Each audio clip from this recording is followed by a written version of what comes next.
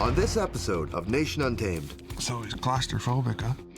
we head out to the frozen lakes of Wisconsin Man, look at that, eh? and explore what's under the ice through the traditions of the Chippewa, Oh, look at the size of that one. and hunt for a giant fish the ancient way. Fish. What just happened? Oh my goodness. Many of us have lost our connection to the natural world, That's amazing. cut off from the ways of the land that defined our ancestors. There we go. Along with my old man, I'm on a quest to reclaim these forgotten skills. You gotta learn how to be fast. Together, we'll explore the wild and learn from the rugged few determined to keep these traditions alive. And this is the joy of it right here, fellas. This is what it's all about.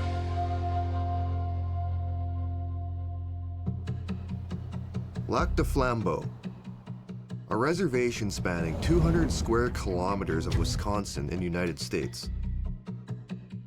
The people here are Chippewa, or more commonly known in my neck of the woods as Ojibwe.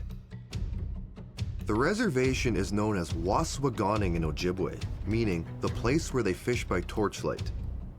Not surprisingly, the band acquired the name Lac du Flambeau from French trappers and fur traders. In English, it translates to Lake of the Torches.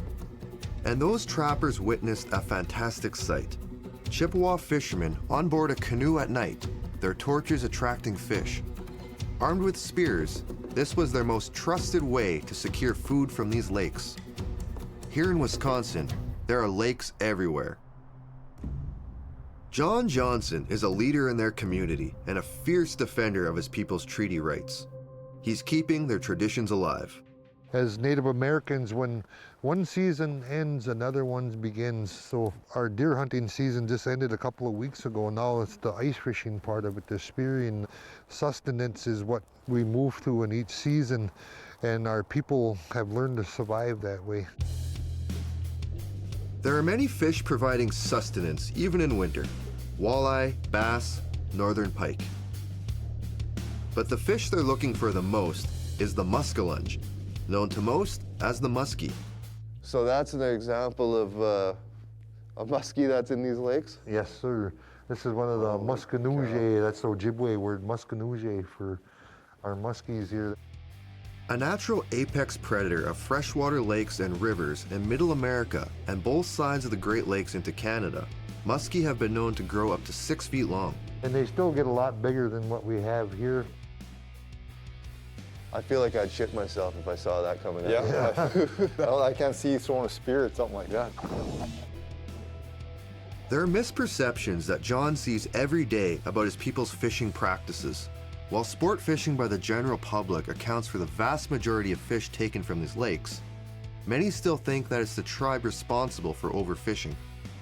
People tell us when we're out there stocking these lakes, they say, "Oh, you guys stocking these lakes? Damn Indians speared them all and killed them all off," you know. But we're the ones taking care of those lakes.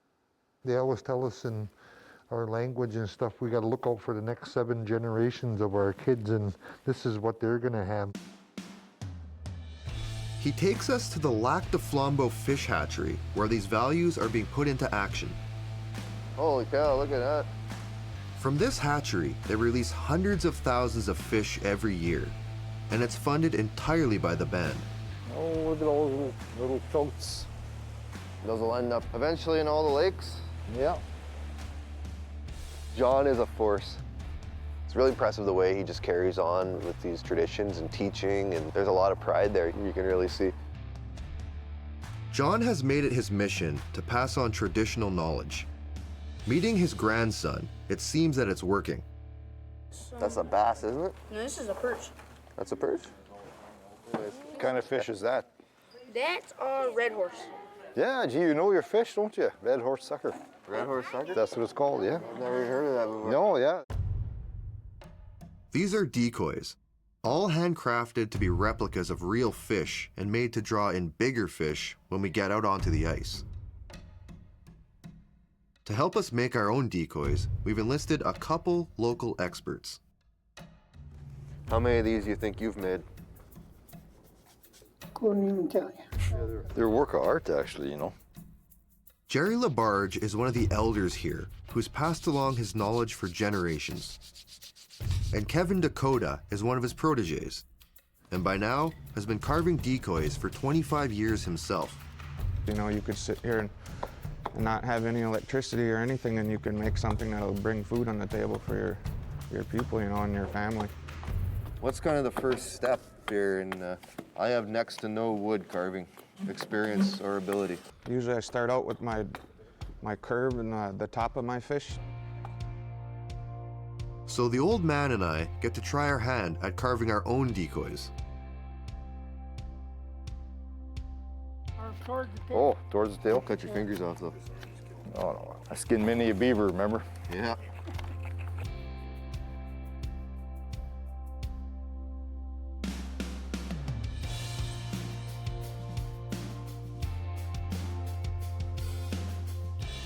That's Jerry's and this is ours. So. Oh, this is my better side. That's your better side, yeah. There. Yours looks better than mine. After carving and sanding, we put on some fins. Then we have to liquefy some lead to weigh them down. You basically made that today. Just, No, yeah. it's a small fish.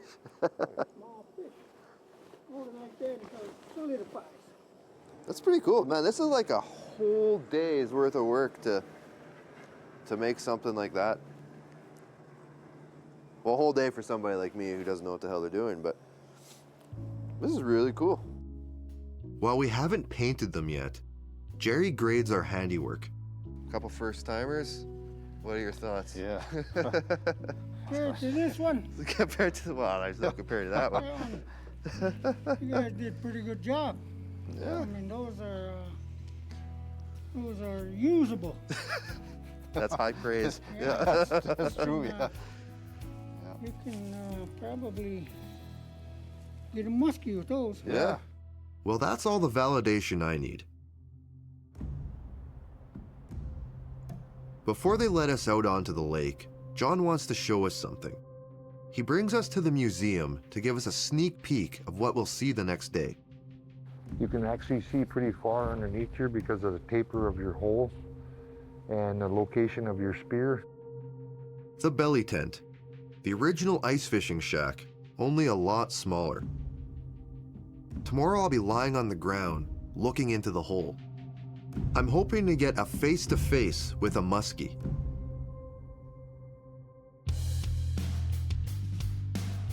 In the morning, we're up early, getting out onto the ice. John has picked a spot where he's had a lot of success with muskies. He's brought some of his grandkids with us. You gonna spear some muskie today? I'm gonna spear the biggest one. Yeah. John shows us his weapon of choice for the spear hunt. It looks like something Aquaman would use. These spears have been feeding us for a long, long time, and this one's pretty old. It's probably about 15 years old. These spears are made of heavy iron, designed to carry their trajectory through the water and penetrate the fish with ease. The tines are pretty long, so they go all the way through the fish. We begin the day by getting into a modern ice fishing tent. It's a little more comfortable and a good place to start. I'm gonna try this one that doesn't swim very well, but you know what? It might attract something. Sometimes it's the ugliest decoy that makes a difference. If ugly decoys work, maybe mine will work after all. Tied to a wooden stick, the decoy is dangled into the water. Getting it to move and swim draws in the bigger fish. Patience is key. A muskie can move in at any moment, and we better be ready when it does. To start, John shows us how it's done and keeps the spear close at hand. While staring into the depths of the lake, maintaining your focus and composure is critical.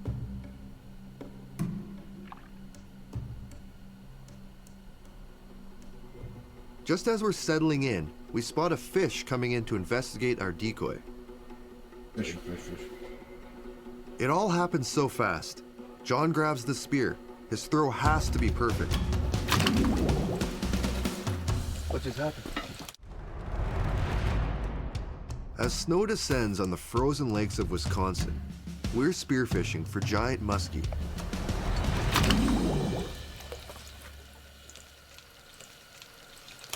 What just happened? Fish. Did you get him? Oh, yeah, there he is. What is that? How small like I don't know what the hell. Oh, it's a fucking bass. Yeah, it's a bass.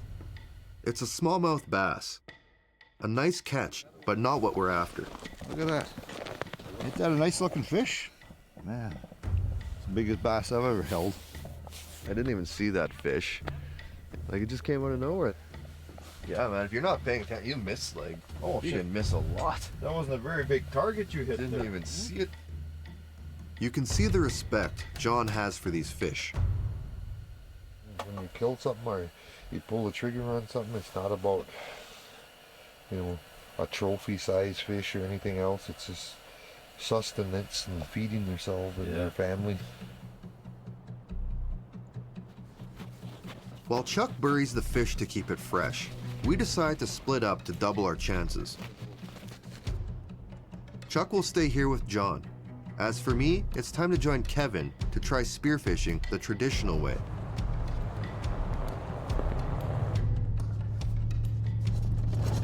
Every lake, they all have different times that muskies move.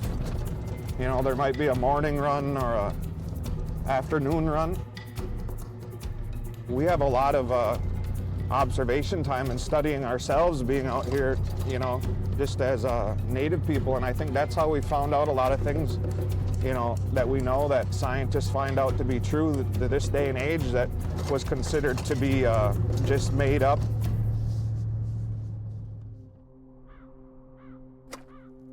Kevin finds the spot to build the belly tent. I've been coming on this lake for almost 23 years now, and there's still muskies out here.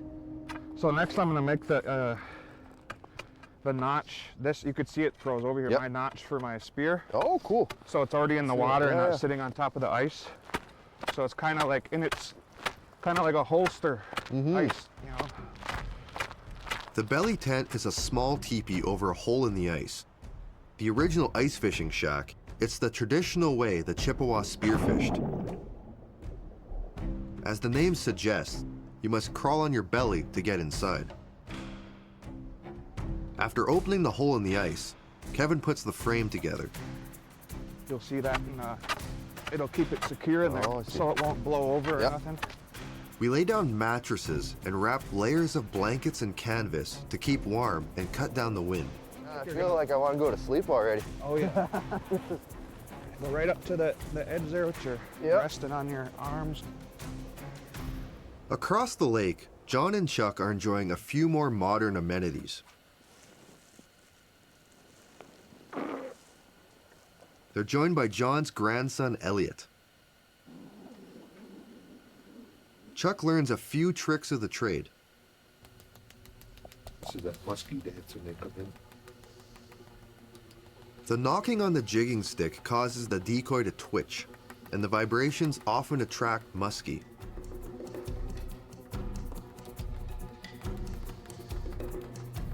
And sure enough, it works.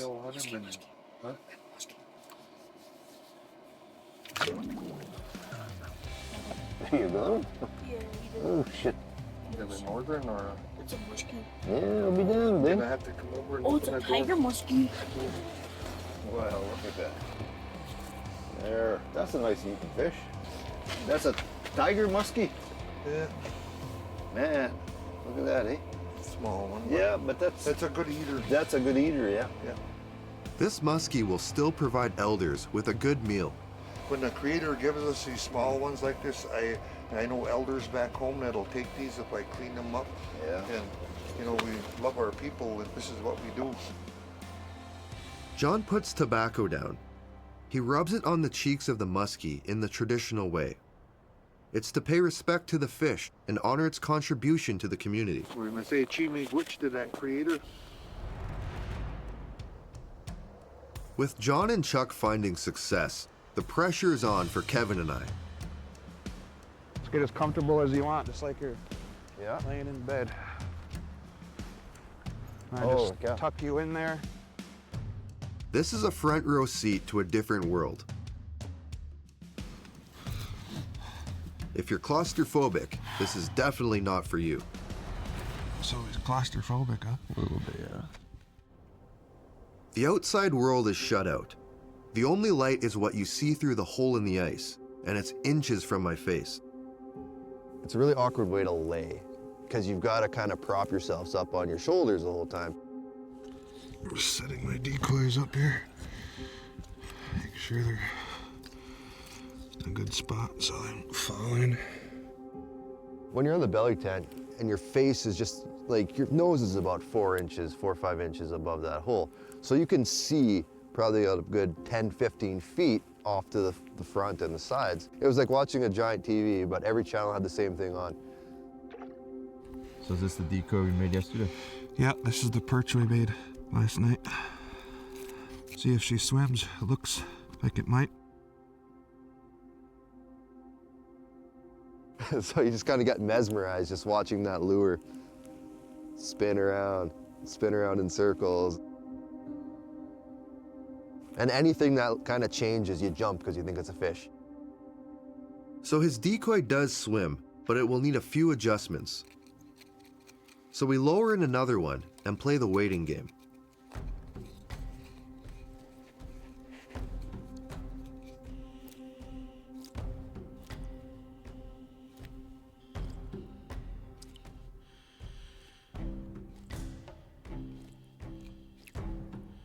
So with the spear, when you see something, is it more of a drop and less of a throw? What's kind of the technique? No, you give it a little tug there. You gotta give it a little throw there a little bit. Okay. Make sure that goes in the fish properly. And the sweet spot's right behind the... Right behind the head is where you have the most control over it.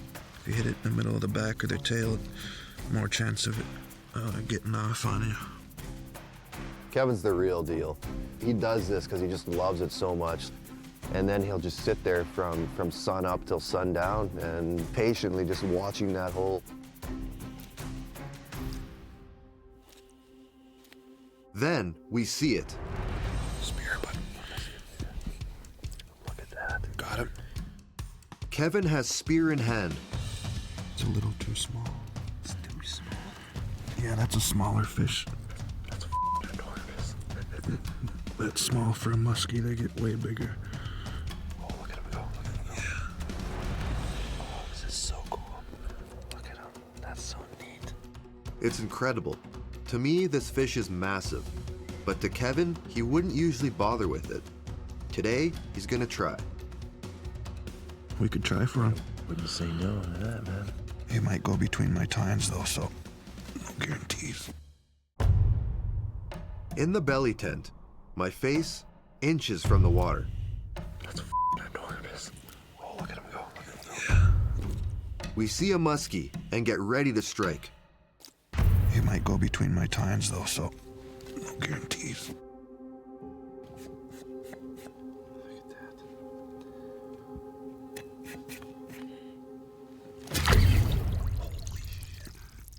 He came off. Like I said, he go between the tines.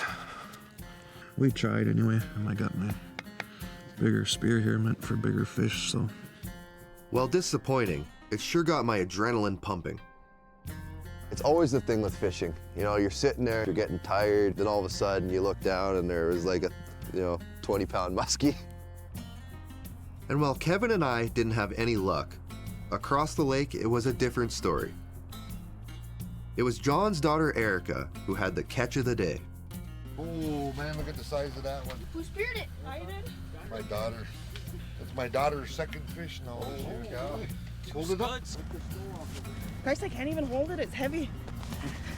Hold it. I can't. It's heavy. Now this is a monster fish. I feel awesome. This is my second one this year. It's like I called bingo. Just kidding. The old man and I need to see this up close. Shit, that's a big fish. Oh, shit. Jeez. There we go. You can arm curl that. It's like, man. Well, I'm glad at least somebody got it, Musky. Oh yeah, that's a big fish. A 46.5-inch muskie. I've never caught anything this big. It's clear how much this means to the community. It's not only sustenance, but it's about coming together. Jigging for hours there, man. Like 6 I got hours. Popeye arms now. And continuing a link to their ancestors, their culture, and the land. I was telling these guys in the tent today, you know, when we do good things in our community, things come back to the people around you, the people you love and stuff. And that's what happens. This experience that we had with you guys, the stories we got to tell and everything else, you know, you learned a little bit of culture from us and we learned a little from you, and it's all good. And what you guys are taking home with you is gonna last you forever, I guess. I never heard of Lac du Flambeau before, but I'll never forget Lac du Flambeau from this moment on. We were welcomed here with open arms, and I can only feel gratitude. To try my hand at spearfishing the traditional way and getting to share in their bounty was an incredible experience. Oh, boy, oh boy. This is walleye here. Okay. This is musky. What is that? This is deer meat and gravy. These people have truly maintained the spirit of their ancestors. As stewards of this land, they're passing on knowledge to the next generation and will help preserve the ways of the Lac du Flambeau Chippewa for a long time.